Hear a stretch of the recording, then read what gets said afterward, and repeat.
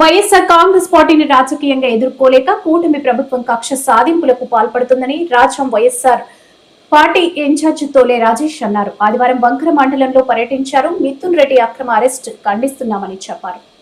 ఏదైతే సూపర్ 6 హామీలు అని చెప్పి అబద్ధపు హామీలతో ఈరోజు కూటమి నేతలు ఈరోజు అధికారంలోకి వచ్చారో, అధికారంలోకి వచ్చిన దగ్గర నుండి హామీలను పక్కన పెట్టి డైవర్షన్ పాలిటిక్స్కు దారితీశారు.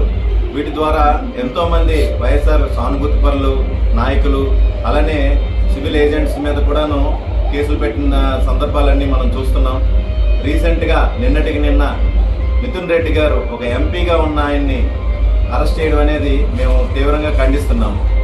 ఎవరైతే జగన్మోహన్ రెడ్డి గారికి దగ్గరగా ఉన్నారో వారందరి మీద కూడాను కొంతమంది ప్రభుత్వ ఉద్యోగుల్ని లోబర్చుకొని వాళ్ళని భయపెట్టి వాళ్ళ ద్వారా తప్పుడు వాంగ్మూలాలు తీసుకొని ఇలా కేసులు పెట్టే సంస్కృతికి ఇక మీదటైనా సరే చరమగీతం పాడాలని ఈ సందర్భంగా నేను తెలియజేసుకున్నాను.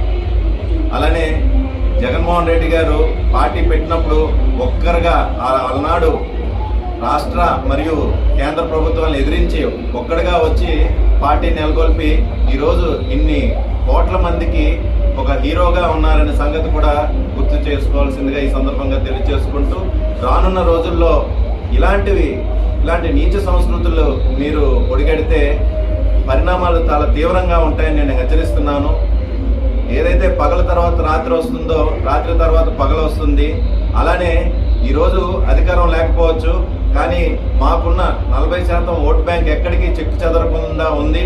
రానున్న రోజుల్లో వైఎస్ఆర్ కాంగ్రెస్ పార్టీ మరలా అత్యధిక మెజారిటీతో క్లీన్ స్వీప్ చేయబోతుందని ఈ సందర్భంగా తెలియజేసుకుంటూ, మరొకసారి ఇలాంటివి పునరావృతం కాకుండా చూడాల్సిన బాధ్యత కూటమి ప్రభుత్వం మీద ఉందని ఈ సందర్భంగా తెలియజేసుకుంటున్నాను.